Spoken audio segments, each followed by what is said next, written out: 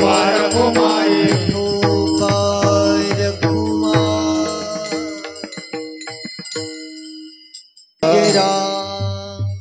भरे देवाचे द्वारे उभाक्षण भरे देवाचे द्वारे देवाचे द्वारे उभाक्षण भरे मुक्तिचारी साधिला मुक्तिचारी साधिला तिने मुक्तिचारी साधिला हरि मुखे म्हणा हरि मुखे हरि मुखे म्हणा हरि मुखे म्हणा हरि म्हणा हरि मुखे म्हणा हरि मुखे म्हणा हरि मुखे म्हणा पुण्याची गणना कोण करी पुण्याची गणना कोण करी पुण्याची गणना कोण करी सोनी संसारे जिवे वेगू करी सोनी संसारे जिवे वेगू करी सोनी संसारे जिवे वेगू सोनी संसारे जिवे वेगू करी शास्त्र उभारी बाया सदा वेदशास्त्र उभारी बाह्य सदा वेदशास्त्र उभारी बाह्य सदा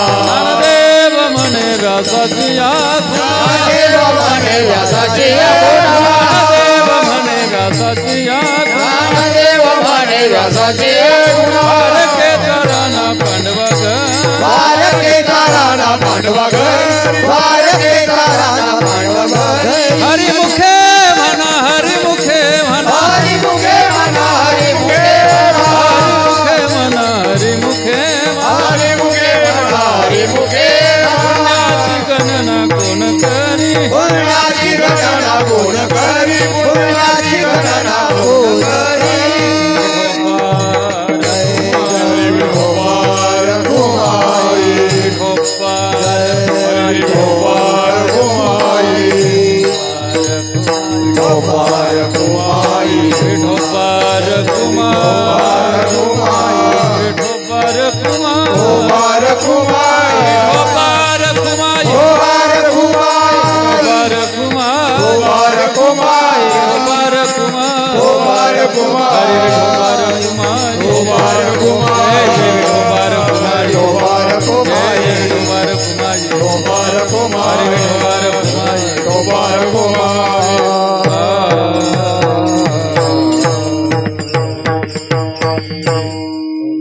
आजच्या कीर्तनातील पहिलीचा भजन सम्राट श्री दादाभाऊ महाराज तोडमाल त्यांना साथ करतील हरिभक्तपरायण संगीत अलंकार गिरधर महाराज जाधव मृदंगाची असणारे सेवा हरिभक्तपरायण परमेश्वर महाराज या ठिकाणी आहे ते करतील।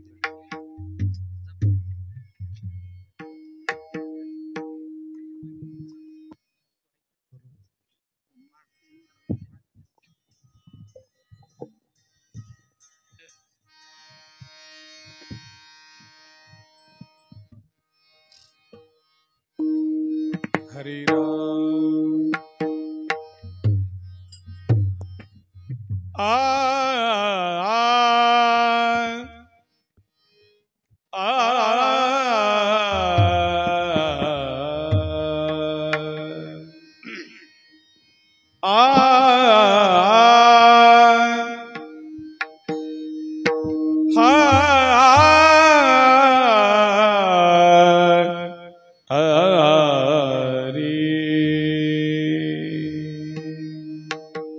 देवाची ये वारी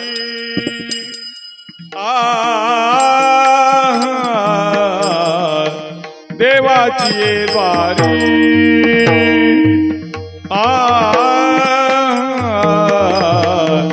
उभा क्षण भारी देवाची ये वारी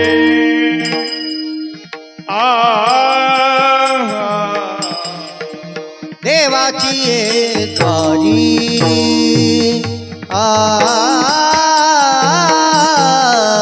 देवाची ये द्वारी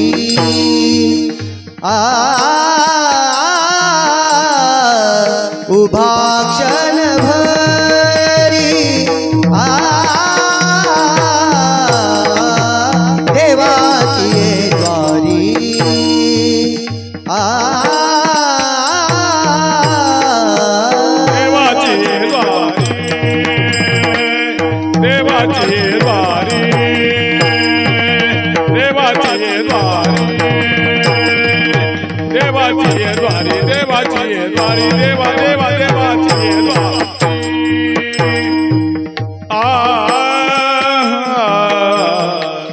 उभा क्षण भरी उभा क्षण भरी देवा देवाची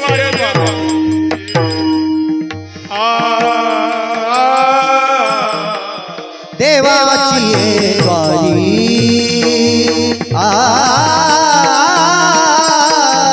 देवाची ये द्वारी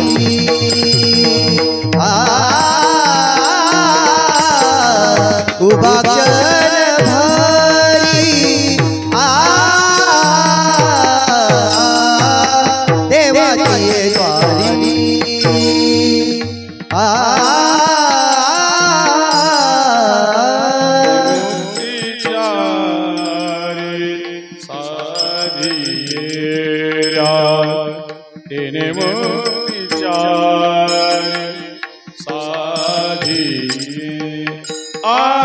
हरि मुखे मना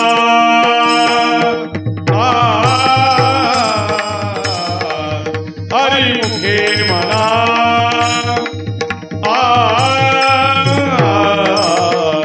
हरि मुखे मना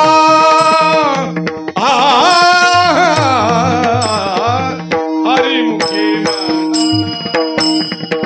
हरि मुखे मना तेने मुक्तीचारी साधियेला तेने मुक्तीचारी साधियेला हरि मुखे म्हणा हरि मुखे म्हणा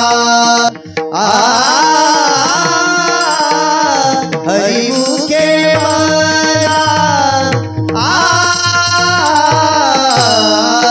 हरि मुखे म्हणा हरि मुखे म्हणा पुण्याची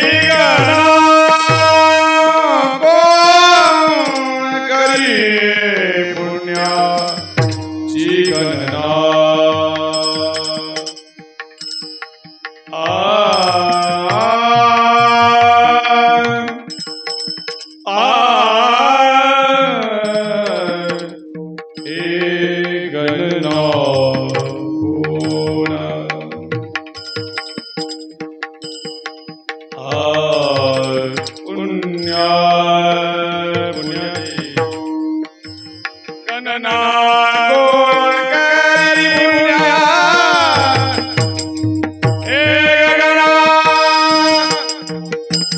पुण्याची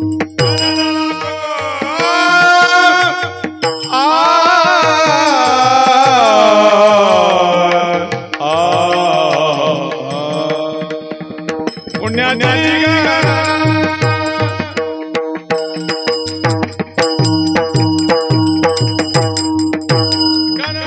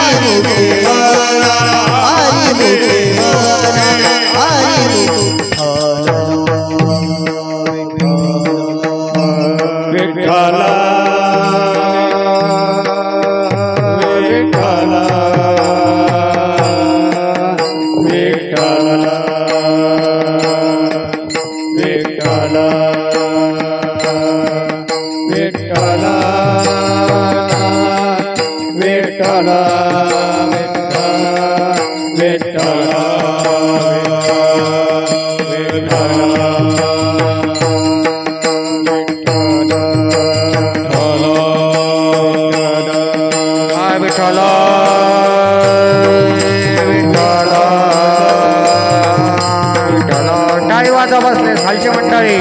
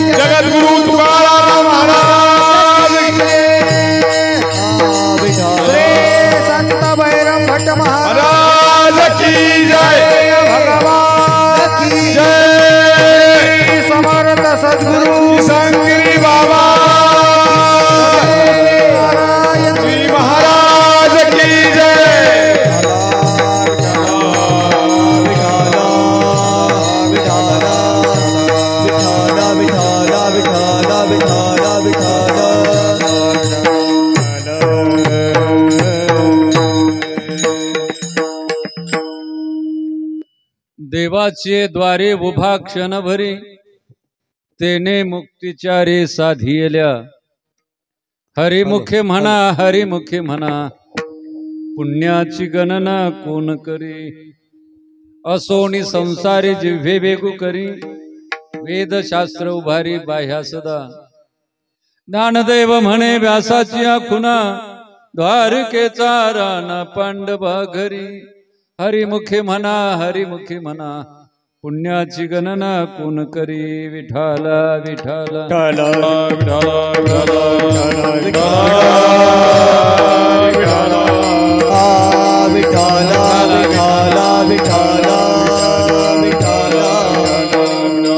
मंगलम भगवान विष्णु मंगलम गरुडध्वज मंगलम पुंडरीकाक्षो मंगलायतो नो हरी. नमिला गणपती माबुली सारजा आता गुरुराया दंडवत जयांचे केली स्मरण. होय सकळ विद्यांचे अधिकरण तेची वंदो श्री चरण श्री गुरूंचे ते नमस्कारोनी. आता देवाचे द्वारी उभा क्षण भरी तेने मुक्तिचारी साधियल्या.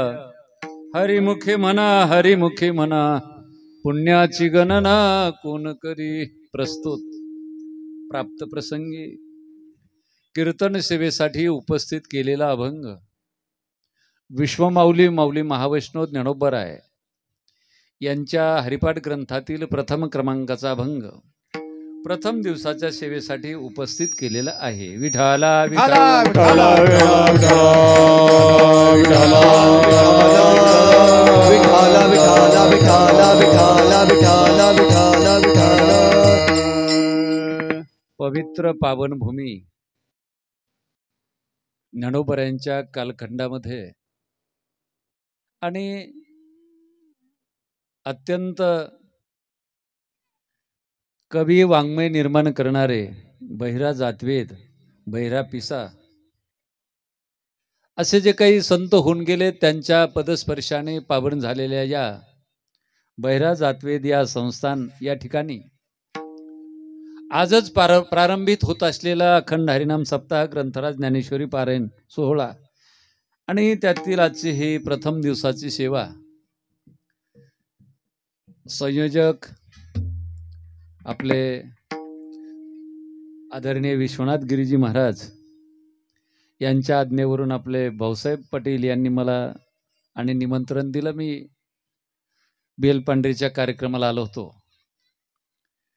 कार्यक्रमाला गुणीजन मंडळी उपस्थित आहेत. सर्व आमचे गुरुबंधू विजय महाराज व्यासपीठ चालक असणारे, गायनाचार्य जाधव महाराज, गायनाचार्य तोडमल महाराज, मृदंगमणी परमेश्वर महाराज, बाबांच्या सेवेत असणारे आदरणीय तात्या, हार्मोनियम वादक आमचे महाराज, आमचे सर्व टाळकरी सहकारी मंडळी सर्वांच्या समवेत आपला सर्वांना ज्यांचा आशीर्वाद लाभलेला आहे, मार्गदर्शन लाभलेलं आहे असे आदरणीय पूज्य नारायणगिरी बाबा, किसनगिरी बाबा, त्याचप्रमाणे भास्करगिरी महाराज, प्रकाशगिरी महाराज, सर्व संत महंतांचं आपल्याला आणि मार्गदर्शन मिळालेलं आहे. तेव्हा या थोर संतांच्या पदस्पर्शाने पुनीत झालेल्या या भूमीमध्ये आणि आजच्या दिवशी आपल्या संप्रदायाच्या नियमाप्रमाणे नामपर आणि सुरुवात असावी या नियमाप्रमाणे आरंभी आवडी आदरे आले नाम तेने सकळ सिद्धी जगी झाले पूर्ण काम रामकृष्ण गोविंद गोपाळा. अशा अंगाने थोडं नामसाधनेच्या अंगाने थोडंफार अभंगाच्या माध्यमातून आणि आपल्या वेळेमध्ये आपल्याला चिंतन करण्याचा प्रयत्न. विठ्ठल विठ्ठल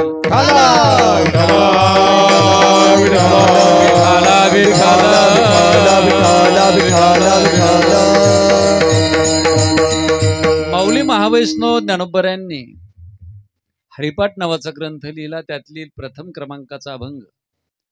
हा अभंग सर्वांच्या परिचयाचा असं म्हणण्यापेक्षा पाठांतरातला अभंग आहे. जसं भूदेव म्हणजे ब्राह्मण म्हटलं की अहरह संध्या मोपाशीत, ब्राह्मण म्हटलं का त्याला संध्या आली पाहिजे आणि वारकरी म्हटलं तर त्याला हरिपट यायला पाहिजे. विठ्ठल विठ्ठल विठ्ठल विठ्ठल विठ्ठल विठ्ठल विठ्ठल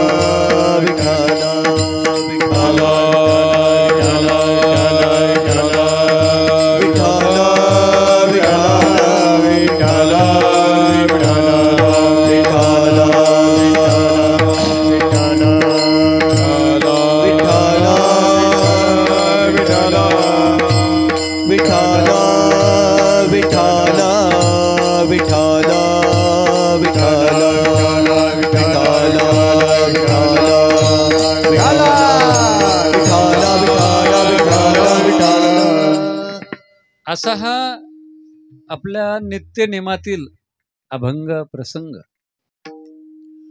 माऊली ज्ञानोबरायांनी जी ग्रंथ निर्मिती केली आहे त्याच्यामध्ये ग्रंथराज ज्ञानेश्वरी, चांगदेव पासष्टी, अमृत अनुभव, काही अभंग आणि हरिपाठ असं ज्ञानोबरायांचं वाङ्मय आहे. त्यातली त्यात आपल्या नेवाशा तालुक्यातलं मर्यादित म्हणता येणार नाही, पण आपलं भाग्य निश्चितच आहे.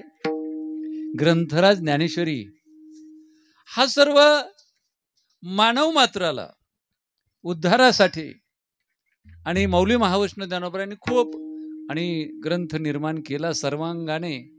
त्याचं काही वर्णन आपल्या वाणीनं होण्यासारखं नाही.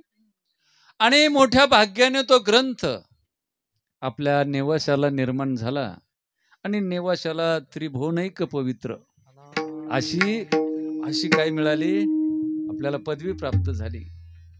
म्हणून महाराष्ट्रामध्ये इतर ठिकाणी अखंड हरिनाम सप्ताह म्हणतात बर का तात्या, पण नेवाशा तालुक्यामध्ये आमच्या गावचं पारायणच म्हणतात. हे नेवाशा तालुक्याचं वैशिष्ट्य आहे. माझ्या नेहमी लक्षात आलंय. मी 7-7 दिवस या तालुक्यात जोग महाराज संस्थेत आळंदीला असताना 7-7 दिवस आम्ही राहिलो तर लोक म्हणत आमच्या गावचं पारायण जवळ आलंय. आमच्या गावातली पारायणाची पंगत तुम्ही घ्या. हे या भूमीच्या संस्कारातून आलेलं, आले का लक्षात? हे आपल्याला लाभलेलं, भाग्याने लाभलेलं आणि परंपरागत अशा प्रकारची ही देणगी आपल्याला मिळालेली आहे. असा ग्रंथ अनेक भाषेमध्ये त्याचं भाषांतर, ट्रान्सलेशन झालं. आम्ही आळंदीला असं पाहिलंय की परदेशातले लोक आजान वृक्षाखाली इंग्रजी भाषेमध्ये ज्ञानेश्वरी आणि भाषांतरित केलेली ज्ञानेश्वरी तिचं पारायण आजान वृक्षाखाली करतात आणि त्यातून त्यांना काही संशोधन करण्यासाठी आणि काही ज्ञानोबराय त्यांना काय दान देतात त्यांची त्यांना माहिती. असा ज्ञानोबरायांनी ज्ञानेश्वरी सारखा ग्रंथ लिहिला. मारुती बाबांचा असा वाक्य आहे, महाराज जरी ज्ञानोबराय समाधीतून पुन्हा आले आणि पुन्हा ग्रंथ लिहू लागले तरी अशी ज्ञानेश्वरी पुन्हा ज्ञानोबरायकडनं सुद्धा निर्माण होणार नाही, असं आमचे कुरेकर बाबांचे शब्द आहेत, माझे नाही. काही गोष्टी त्या त्या व्यक्तीच्या, माणसाच्या, सत्पुरुषाच्या, साधूच्या जीवनामध्ये एकदाच घडत असतात, पुन्हा पुन्हा घडत नाही. तरी पण अमृतानुभव असेल, चांगदेव 65 असेल, अभंग लिहिले असतील, तरी ज्ञानोबरायाला हरिपाठ लिहिल्याशिवाय वाङ्मय पूर्ण झाल्याचा आनंद आणि अनुभव प्राप्त झाला नाही. विठाला विठाला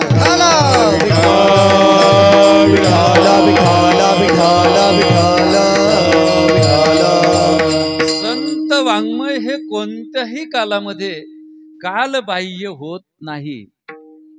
त्याचं हे कारण आहे की ग्रंथ निर्मिती करताना या ग्रंथाचा अधिकारी कोण याचा विचार संत प्रकर्षाने करतात.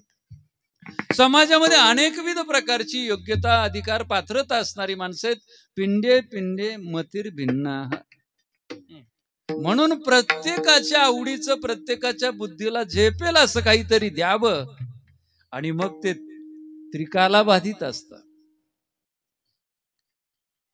आणि म्हणून अधिकाराचा, पात्रतेचा, योग्यतेचा विचार संतांनी केला. म्हणून संत वाङ्मयाचं महत्व हे कालातीत आहे आणि कितीही काळ बदलला तरी ते महत्व वाढतच जाणार आहे, हे निश्चित आहे. याच्यामध्ये काही अन्यथा असण्याचं कारण नसावं. बाकी कालबाह्य झालेल्या वस्तूची मला काही यादी सांगायची नाही. पहिले संपर्काचे साधनं कोणते होते वा, प्रवासाची साधनं कोणती होती, शेतीला पाणी द्यायची साधनं कोणती होती, काही हे सगळं काही कालबाह्य झालेलं मला त्याची यादी आणि घ्यायची नाहीये.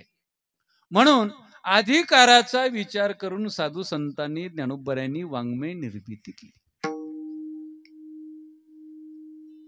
अधिकार तैसा दाविजला मार, अधिकार तैसा दाविजला मार, अधिकार तैसा दाविजला मार, अधिकार तैसा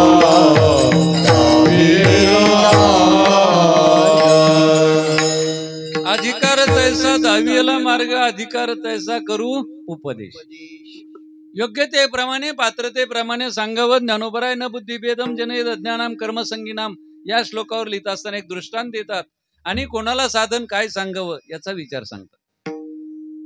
जे साजासे स्तन्य सेवी ते पक्वाने केवी जे, म्हणून बालकाने दावे धनुर्धरा.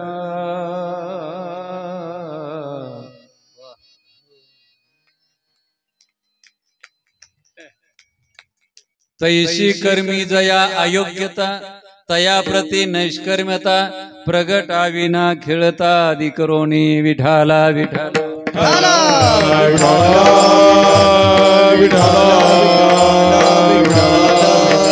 विठाला विठाला विठाला विठाला विठाला विठाला. ज्ञानोबर एक दृष्टांत देतात की वर्षा 1.5 वर्षाचा तान्हा मुलगा माता माऊलीचा आहे. पण त्या माता माऊलीने काही चरित्र कथा ऐकली की छत्रपती शिवरायांसारखा व्हावा मुलगा, रामदास स्वामींच्या सारखा व्हावा, भीष्माचार्यांच्या सारखा व्हावा, बजरंगबली भक्त शिरोमणी यशाची देवता हनुमंतरायांच्या सारखा आणि बलवान आपला मुलगा असावा. म्हणून वर्षा 1.5 वर्षाच्या त्या लेकराला आईनं खारी, खोबरं, बदाम, गावरान तूप असा खुराक चालू केला. मग ते लेकरू जगेल का वाचेल? पीटी मास्तर तुम्हाला कसं कसं वाटतं? खरं सांगा बरं. जगेल का वाचेल लेकरू? ते जगणारही नाही आणि वाचणारही नाही. कशामुळं? हे खारी, खोबरं, बदाम, हे गावरान तूप वगैरे आहार चांगला नाही का? आहार चांगला, आपण वाट पाहतो त्या आहाराची. आहाराचा प्रश्न नाहीये, पण ज्या लेकराला तो आहार द्यायचा ज्ञानोबा राय म्हणतात ते सायासे स्तन्यसेवी. आणि म्हणून जसं योग्यता असल्याशिवाय कोणत्याही साधनाची सिद्धी होत नाही. अधिकाराचे वडवे विण काय सिद्धी जाय. आणि म्हणून पात्रतेचा विचार अत्यंत महत्वाचा. साधन एक जरी असलं तरी पात्रतेनुसार त्याचा अर्थ वेगवेगळा होतो. उपनिषदामध्ये एक छान दृष्टांत आलेला आहे. देव, दानव आणि मानवाचे प्रतिनिधी ब्रह्मदेवाकडे गेले आणि त्यांनी विनंती केली, देवा आम्हाला काही नवीन साधन सांगा उद्धाराचं, नवीन थोडक्यात असावं. ब्रह्मदेवाने सांगितलं एकच अक्षर, द नावाचं एक अक्षर सांगितलं. यांनीच विनंती केली थोडक्यात सांगा, प्रभावी साधन असावं आणि नवीन असावं. पण अक्षर आणि उपदेश सांगितल्यावर पुन्हा सर्वांना ब्रह्मदेवाला विनंती करावी लागली की द म्हणजे काय. मग ब्रह्मदेवाने त्याचा विस्तार केलाय बघा. देवाच्या दृष्टीने दचा अर्थ दमन असा आहे. दमन म्हणजे नकाशामध्ये दीव दमन असतं ते दमन नाही. दमन या शब्दाचा अर्थ होतो इंद्रिय निग्रह. की देवा हा विषय नहा. तुम्ही जरा भोगी प्रवृत्तीला जरा आवर घाला, इंद्रियावर, व्यसनावर नियंत्रण ठेवा, सत्ता लुलुपता जरा कमी करा, म्हणजे देवलोकाला सुख मिळेल. अशी देवाच्या दृष्टीने दची जी काही आणि विस्ताराचा जो भाग झाला तो दमन असा झाला.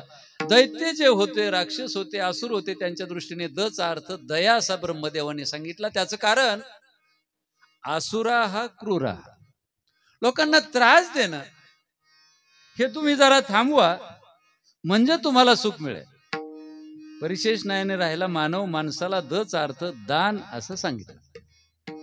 त्याचे कारण माणसाचा स्वभाव चांगल्या कार्यामध्ये, दानाच्या बाबतीमध्ये जरा कंजूसपणा करण्याचा स्वभाव आहे. म्हणून ब्रह्मदेवाने मुद्दाम होऊन आणि जरा माणसाला सूचना केली.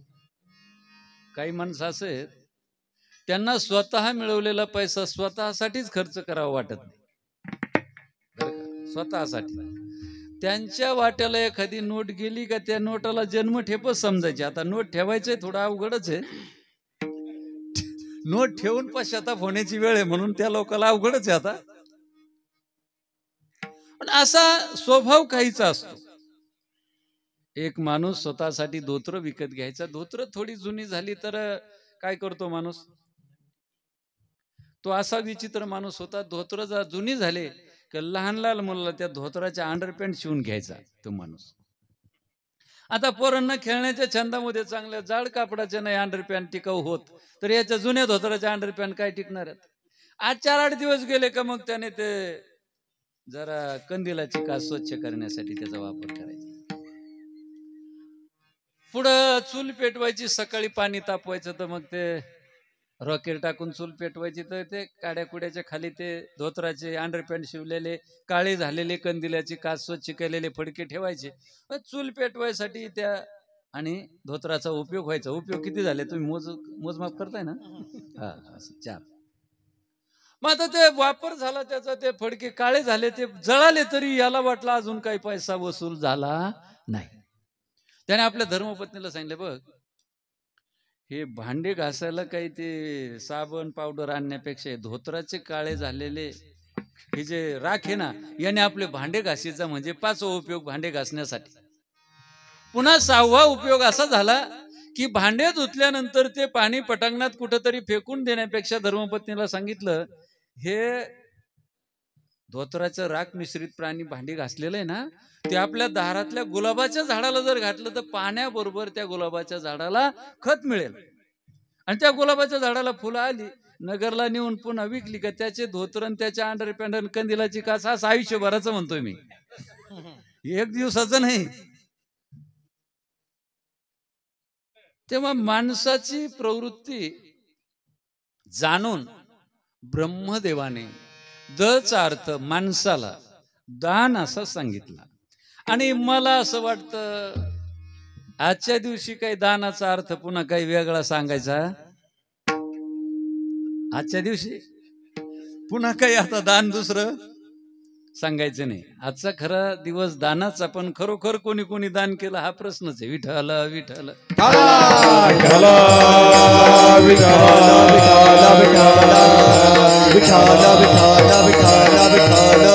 मला थोड्या आपल्या सिद्धांताकडे आपल्याला यायचंय, त्याच्यासाठी मी आपल्या समोर हा दृष्टांत ठेवला होता. त्याचं तात्पर्य असं आहे, ज हे एक अक्षर ब्रह्मदेवाने जरी सांगितलं आणि जरी सर्वांना त्या योगाने सुख मिळत असलं तरी दचा अर्थ देवाच्या दृष्टीने वेगळा झाला, दानवाच्या दृष्टीने वेगळा झाला आणि मानवाच्या दृष्टीने वेगळा झाला.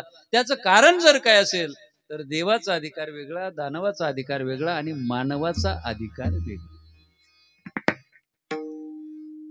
म्हणून ही अधिकाराची बैठक खूप महत्वाची. ठिकठिकाणी साधू संतांनी आपल्याला याच्याविषयी खूप असं जागृत केलंय. अंधा पुढे दीप, अंधा पुढे दीप खराशी चंदन, अंधा पुढे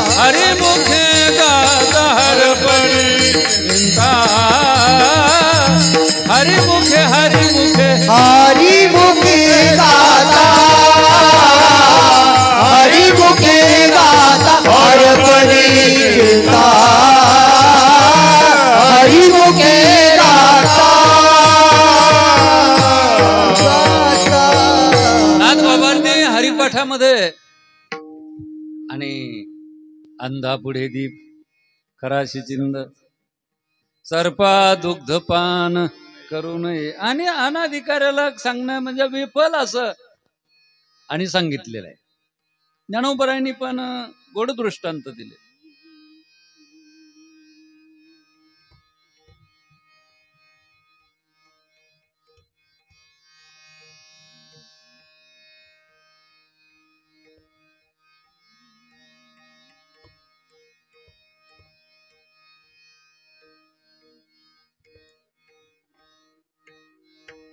उठोनी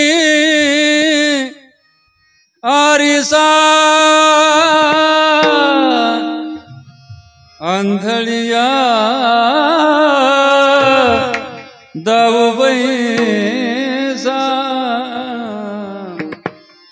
बहिरिया पुढे रुसके जा गानिबा. बहिर्याच्या गावी कोण गीता ते माने? बहिऱ्या माणसाला काही गाय नसलं काय कीर्तन, जुनी म्हणच आपले, किंवा आंधळ्याला दर्पण आणि बहिऱ्याला कीर्तन, काय कामात? किती सुंदर आरसा असला, ज्ञानोबा म्हणता किती स्वच्छ केलं आणि काही असलं तर आंधळ्या माणसाला जसा त्याचा आनंद नाही, बहिऱ्या माणसाला संगीताचा कीर्तनाचा श्रवणाचा आनंद नाही, अनाधिकारी माणसाला सांगितलेली कोणती गोष्ट ही विफल होत असते. म्हणून अधिकाराचा विचार अग्रक्रमाने संत वाङ्मयामध्ये माऊली महावैष्णव ज्ञानोबरायांसारख्याने केला. आणि म्हणून ज्ञानेश्वरीला अधिकारी अहो अर्जुनाची पंथी, एवढा अधिकार प्राप्त होणं काही सोपं नाही. एकतरी ओवी अनुभवावी. ठिकठिकाणी ज्ञानोबरायांनी आपल्याला सावधानता दिलेली आहे. आता अमृतानुभवाच्या बाबतीत तर येथ करावय अमृतपान अधिकारी जीवन मुक्त जन, आणखीच आणि चांगदेव 65 तर चांगदेव महाराजांसारखे योगी पाहिजे. ऐका, चांगदेव महाराजांसारखे योगी पाहिजेत. आणि योगी पुरुषाला सुद्धा त्यातला मार्मिक अर्थ जाणण्यासाठी पुन्हा ज्ञानोबरायांची जर भेट घ्यावी लागते. चांगदेव 65च्या बाबतीत चांगदेव महाराजांचं हे अशी परिस्थिती आहे, तर आपल्या वांगदेवाचा काही विषय घ्यायला नको. आपल्या वांगदेवाचा विषय नको. किती मोठे चांगदेव महाराज, काय त्यांच्या तपश्चर्याचं, काय त्यांच्या साधनेचं वर्णन करावं महाराज. असं अधिकार हा चांगदेव 65चा अमृत अनुभवाचा ज्ञानेश्वरीचा जनसामान्याला लाभ होणं, प्रत्येक ओवीच्या अर्थापर्यंत जाऊन अनुभवापर्यंत जाणं, असं म्हणतोय बरं का मी. याच्यासाठी मी बोलतोय. एकतरी ओवी अनुभव याच्यासाठी आता मी बोलतोय. अशा अंगानं चिंतन होणं समाजाला जरा कलियुगामध्ये जड होईल असं काही भवितव्य ज्ञानोबरायांच्या त्रिकालज्ञानी म्हणून लक्षात आलं असावं. म्हणून अखिल मानव मात्राला ज्ञानोबराय सर्वांची माऊली आहेत, आई आहेत. आणि म्हणून सर्वांचा उद्धार झाला पाहिजे. लिहिता वाचता येणारा असावा असं काही नाही. पढे न वाची शेवाई जाणे स्वामीची, असा जसा असेल तसा, पण त्याला मोक्ष प्राप्त झाला पाहिजे. म्हणून ज्ञानोबरायांनी हरिपाठ लिहिला, ज्याला द्रष्टा दृश्य दर्शन, ध्याता ध्यान ध्येय, ज्ञाता ज्ञान ज्ञेय, अशा या सगळ्या त्रिपुटीपासून दूर गेलेला आहे. पण त्याला सुद्धा चारही प्रकारचा मोक्ष सुलभ रीतीने प्राप्त होण्यासाठी ज्ञानोबराय हरिपाठ ग्रंथाच्या पहिल्या अभंगाच्या प्रथम चरणामध्ये उपाय सांगतात. देवाची द्वारी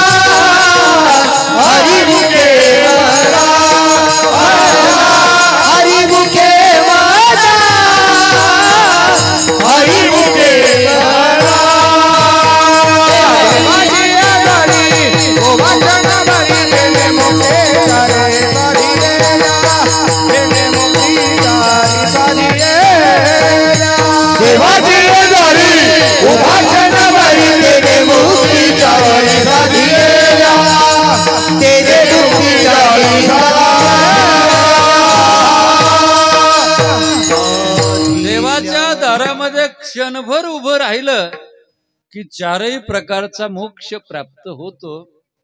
सलोकता, समीपता, स्वरूपता आणि साहित्य. असा लाभ देवाच्या दारात क्षणभर उभा राहिल्यानंतर प्राप्त होत. म्हणजे त्याला शास्त्रामध्ये आत्यंतिक दुःखाची निवृत्ती आणि परमानंदाची प्राप्ती त्याला काय म्हणतात? मोक्ष म्हणतात. म्हणजे दुःख कायमचं जाणं आणि अविनाशी सुखाची प्राप्ती होणं असा मोक्ष फक्त क्षणभर देवाच्या दारात उभा राहिल्यानंतर प्राप्त होत. लोक म्हटले बर का चोपदार, देवाच्या दारात म्हणजे हनुमंतरायाच्या मंदिरासमोरच आमचं घर आहे, आमचं अर्ध आयुष्य देवाच्या दारात उभं राहण्यातच गेलं, तरी आमची सुखाची अजून मोक्षाची भेट झाली नाही. ज्ञानोबा राय तर म्हणतात देवाची द्वारी आणि आमचा किती वेळ गेला? काही वर्षानुवर्ष गेली. मग देवाचं द्वार कोणतं हे समजून घ्यावं लागेल का नाही? हे समजून घ्यावं लागेल. तर देवाचं द्वार या शब्दाचा अर्थ दारातून जावं. पहिली गोष्ट, घरात रिघावे दाराची सोयी, भिंती सवे डोई फोडू नये. हे खिडकीतून इकडून तिकडून येणाऱ्याला, मागच्या दरवाज्यातून येणाऱ्याला पाहुणा म्हणत नाहीत, त्याला काय म्हणतात? त्याला चोर म्हणतात ना. मुख्य दरवाजातून जर तुम्हाला भगवंताकडे जायचं असेल, हे बोलतोय मी, आपल्या घरात सुद्धा मुख्य दरवाजातून जायचंय आपल्याला, तर तेच सेवा हा दारवंटा, ज्ञानाचा पुरवठा नाही का? सेवा रूपी दरवाजातनं भगवंताच्या मोक्षरूपी घराकडे वाटचाल करावी. म्हटले मग सेवेचे अनेक प्रकार आहेत. म्हटले सेवा त्या आवडी उच्चारावे नाम. या युगामध्ये तरी भगवंताचं आणि आवडीने घेतलेलं नाम हेच भगवंताच्या द्वारामध्ये उभं राहणे, देवाची द्वारी उभं राहणं. आता उभंच का राहिलं पाहिजे? तर श्रद्धावान लभते ज्ञानम तत्परच येतेंद्रिया. तत्पर पाहिजे, साधनारूढ पाहिजे त्याला म्हणतात. आणि क्षणभर या शब्दाचा अर्थ आयुष्यभर. बर का, लोक म्हणते क्षणभर या शब्दाचा अर्थ आयुष्यभर असतो काय? आता पुढच्या क्षणाचा भरवसा नाही म्हटल्यावर प्रत्येक क्षण याच्यातच घालवावं लागेल ना. आलं लक्षात? क्षणभंगुर नाही भरवसा, वारे सावध तोडा माझ्याचा. काही न कळे मग गळा पडेल फासा. पुढे हुशार थोर आहे थोर,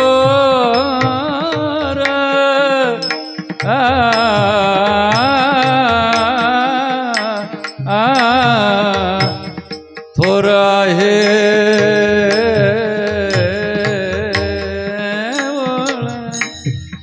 ओळसा ओळसा ओळसा.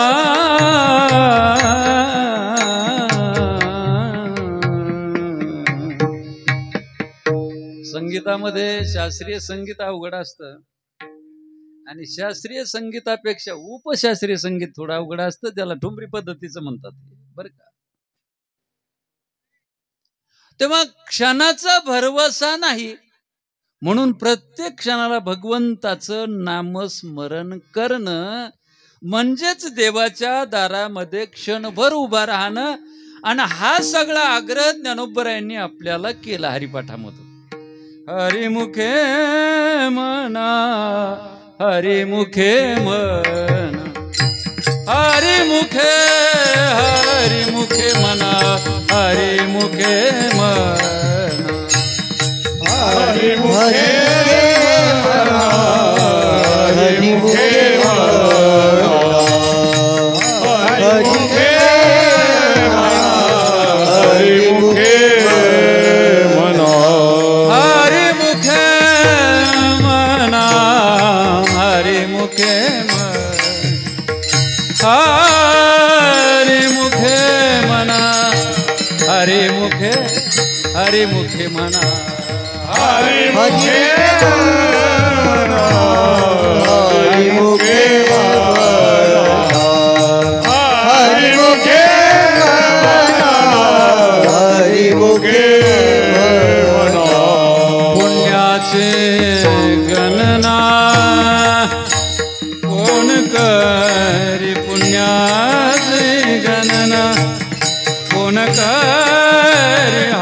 मुखे म्हणा हरी मुखे